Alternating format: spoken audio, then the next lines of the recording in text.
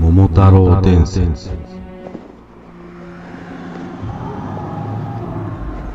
吉備津彦の裏太一。崇神天皇の時代、吉備の国。吉備の冠者と呼ばれる鬼神がいた。この鬼神はまたの名を浦といい、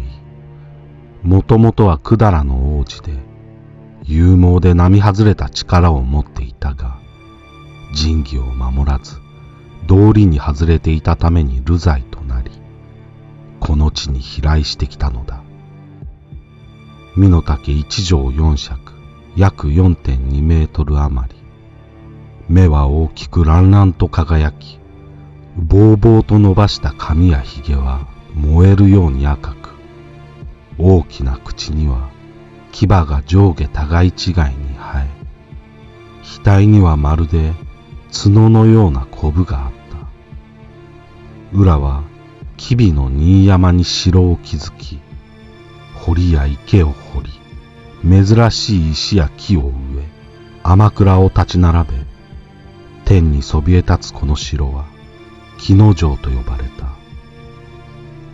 深い谷から険しい岩場まで、山の四方一里を境とし、峰のように積み上げた盤石が城壁となって銀河のように輝き、四方には門が開いていた。浦はいつもこの五盤石と呼ばれる石の上に座り、雲を吐いて、赤い扇で西の国々の年貢を積んだ船を招き寄せては奪い取り、火を吐いて山を焼き払い、岩をひねって薪として、水を叩いて油にした。そして、里の家畜や女子供を捕らえて、山麓に作った巨大な釜で煮て、それを食らっていた。里の人々は家を失い、家族を失って、血の涙を流した。困り果てた里の人々が大和朝廷に訴え出ると、朝廷は武将に命じて裏大路に乗り出した。ところが、風が集まるように起こる裏の軍勢に圧倒され、武将たちは次々に追い戻された。そこで、武勇の誉れ高い伊佐芹彦の命に白羽の矢が立てられ、再び裏大路の命が下された。これが後の吉備津彦の命である。命は家来の犬飼武、留玉臣、笹森彦をはじめ数千の兵を率いて吉備の国へ向けて出発した。命が海を渡り、吉備の国の明神岬に着くと、領夫たちが一行を出迎え、吉備で作った団子を振る舞い歓迎した。命は弓矢や甲冑で身を固め、木之城のよく見える吉備の中山に陣を張り、小高い丘の上に石の盾を築いた。笹森彦は百里を駆け回り、足森山で守りを固め、頂の岩に穴を開けて水を呼び、民はこの水で喉を潤した。裏の手下には闇に隠れて行動する刺客がおり、夜な夜な人を捕らえては手足をもぎ取り、これを石や枯れ木にかけていた。笹森彦は木之城に飛んで行き、これと雷を飛ばし合って争い、刀を抜いて切りかかって、敵がひるんだその隙に乗じて首を切り落とした。その首には髪がなく、角のようなコブがあり、口は耳まで裂けて、足は一本、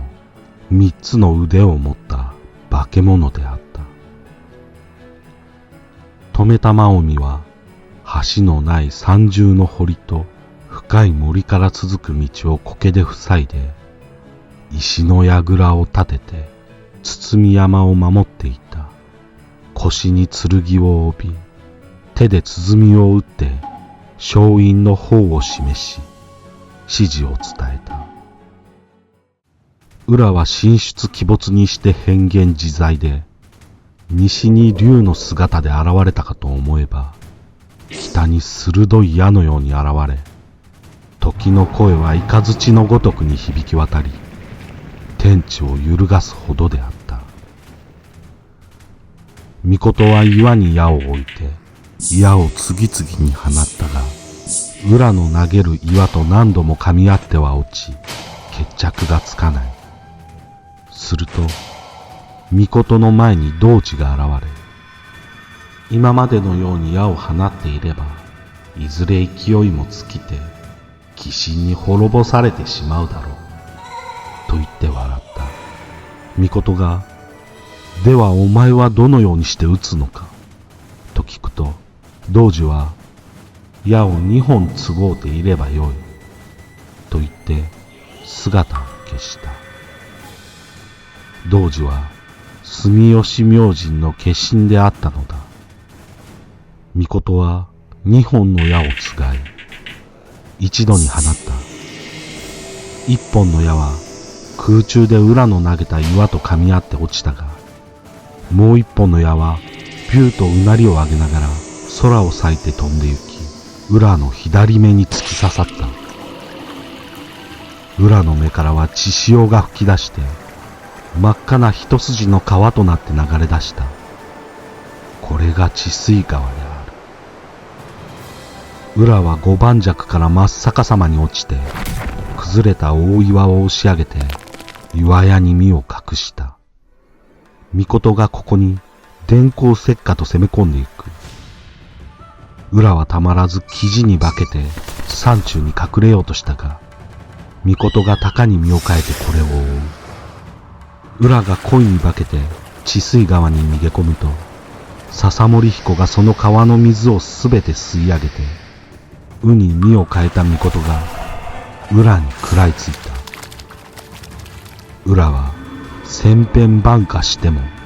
命から逃れることができず、膝をついて首を垂れて、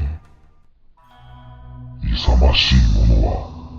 命滅びることを恐れない。だが悲しいのは名が滅びてしまうことだ。願わくば吉備の冠者の名を君の名の一部としてお使いください。と言って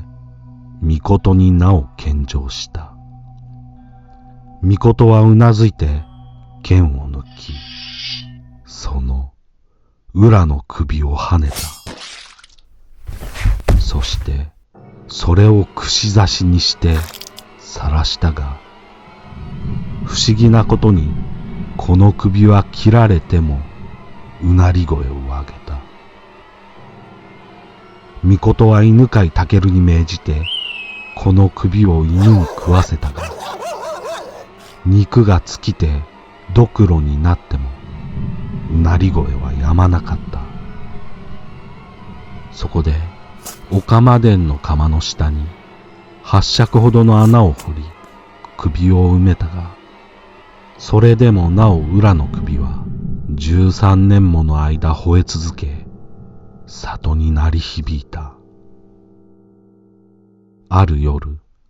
浦の霊が命の夢枕に立ち、我が妻麻姫に岡間殿の火を焚かせよ。もし世にことがあらば、釜の前に参るがよい。釜は幸あれば豊かになり、災いあればあららかになるだろう。と告げた。命がその通りにすると、浦の首は吠えるのをやめた。そうして現在も続く鳴釜神事の時のみ、吉凶を占うために吠えるのだという。その後、伊佐芹彦の命は吉備津彦の命と名乗り、政の道は正しく、国は安泰となって281歳でお隠れになるまで吉備の国を治め、神となったということである。一説には、浦が吉備の冠者の名を献上した際に、未来永劫命に仕えることを約束し、罪を許されて、命がこの世を去って神霊となったとき、共にそれに仕え、信心する人々のために釜を鳴らしたという話もある。浦の別名、吉備の冠者の冠者とは、元服して冠をつけた少年、転じて若者という意味がある。鬼神浦は、百済から造船や製鉄の技を伝え、民から吉備の冠者と呼ばれて親しまれた若者であったのかもしれない。この物語は、桃太郎の原型とされる吉備津神社縁起をはじめ、様々に伝えられた伝説を一つの話につなげた物語である。